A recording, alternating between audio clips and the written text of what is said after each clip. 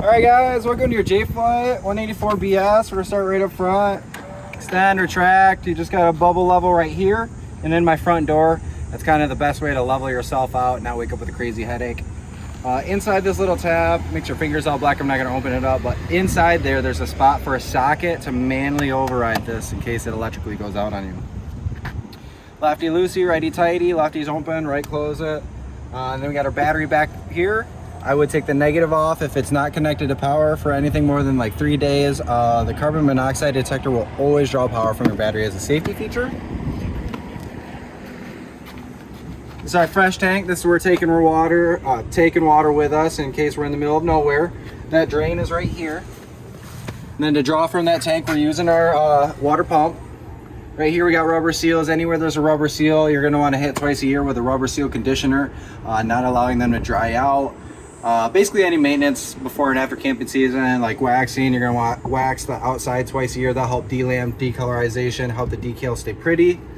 Moving right along, tires are filled with nitrogen. You can mix it with regular air. Nitrogen should just last a little longer. It doesn't deflate or expand with temperature change. Got our water heater right here. If I can open the tab. So we got a 1 1/16 socket. This is the drain cap. You will need a socket for this. That's how we're gonna drain it out. Water comes out right there. So to get this camper ready, the first thing that we're gonna do is tighten this down with a socket. Hand snug. Once it's snug, you'll go inside after we've plugged in our water. Go inside, turn our hot water line on. We want a good flow of water coming out of our spigot because we need to fill this up, get rid of any of the air that was in there. You don't want to turn this on without water in this system. It'll burn up the heating element. And then if you want to drain it, what we'll do is come right here, pull the pressure release valve. Once we hear the pressure die off, then we can take this off so the cap doesn't shoot at us really fast. But again, to fill it up, make sure we got a good flow of water coming out of our hot spigot line before we turn that button on. Take a look to the left of that. We got our water connection. I would get a water pressure regulator for this. Campgrounds are pushing for a lot of people. You don't want to blow out the lines. It just drops the pressure down to like 55 PSI, I believe. Taking a look down here, we got our poles. So we got our sewer port right here. This is where I like to have a clear elbow so I can know when everything's cleaned out. But we got our gray on our left, our black on the right. We like to do our black first and then our gray water at the very end because that's going to be the cleanest water. Cable satellite, if they offer it from the campground.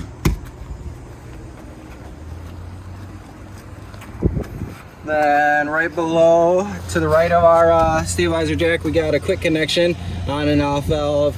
You pull that to put the hose in. Those feed off the front tanks. Little kids, let them know that's the furnace. It's gonna get hot. Our exit port, 110 outlets. Little flaps to open up if you're using the fan inside. Top right corner of the awning. There's another tab. Inside there, there's a spot for a socket. Manually override the awning in case that electrically goes out on you. And in here, cranks, stabilizer cranks, lug cranks, drinking hose. This will drop you down to 110, get your fridge going before you leave. I'd start my fridge the night before I leave. Sewer hose.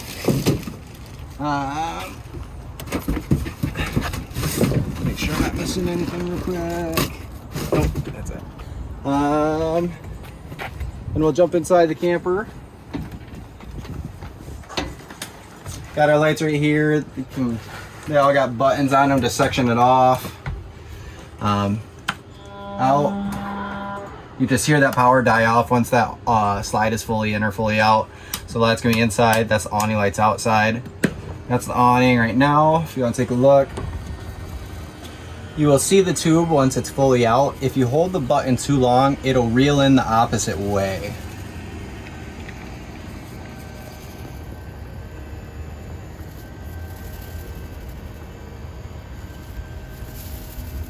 Right about there. And then to pitch it for the rain, it doesn't matter which arm you choose. All you gotta do is pull down on this elbow, create this bend. Now the rain is falling this way.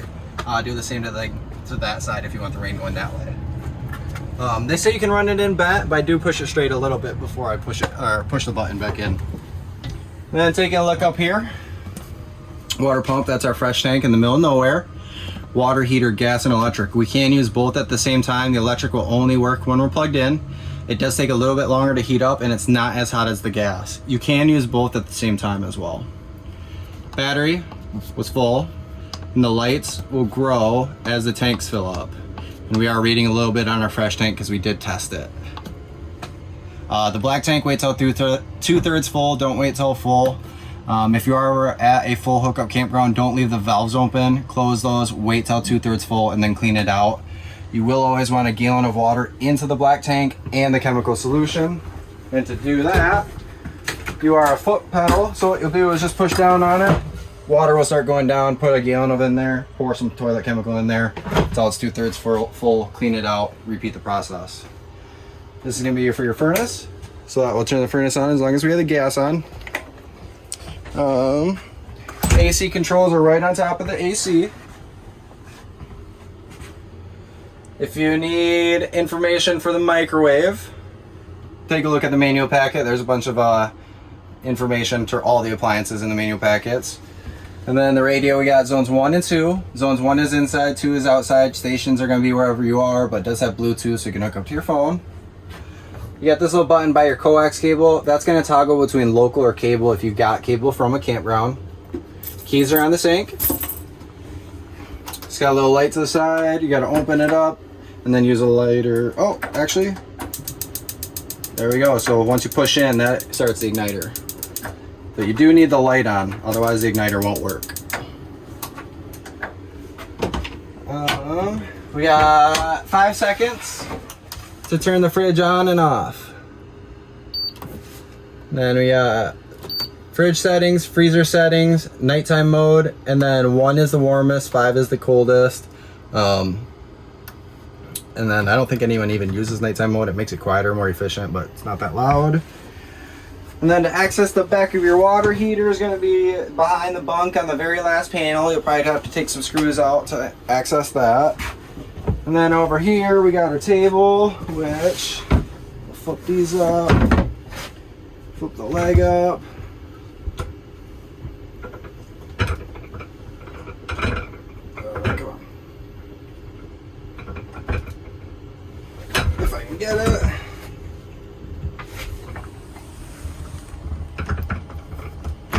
There we go. This.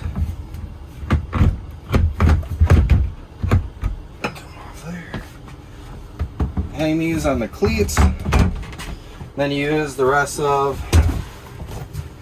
the cushions to make the bed, like so. And I would honestly travel like this. But then to put the table back up, what you'll do is go top down. So if you take a look at the end of this, it's got a little cliff. So you go top part down. Oh. There we go. And then once we got that on, put the leg down, set back up.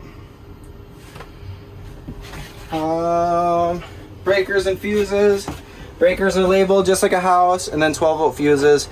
You can get those at Walmart or AutoZone, but definitely bring some with you. All right, then we got our solar controller. Not much to do with this. This is just taking the power from our panels, putting it to the batteries, trying to trickle charge them. You do have this max boost button though. That's gonna be for those last couple hours of daylight, just trying to boost the battery as much as you can. If you need more information, go to the Go Power app. They have tons of information. They're actually a great company to learn more about solar if you're trying to do that. Okay, to winterize our J Flight, we're gonna find our water heater. Gonna find those 2 valves and flip those valves the opposite way. We don't want the antifreeze going into the water heater. It'll ruin that element. After we've done that, we can go outside.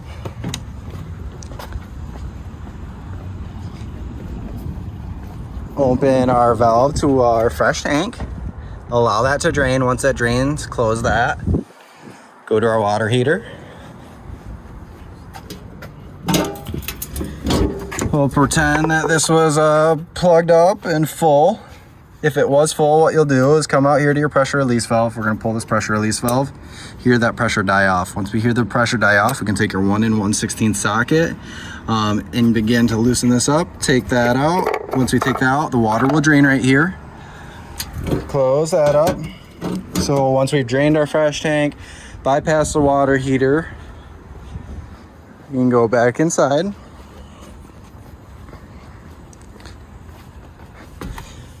Go to your toilet, your shower, your sink, and your outside shower, basically any source of water.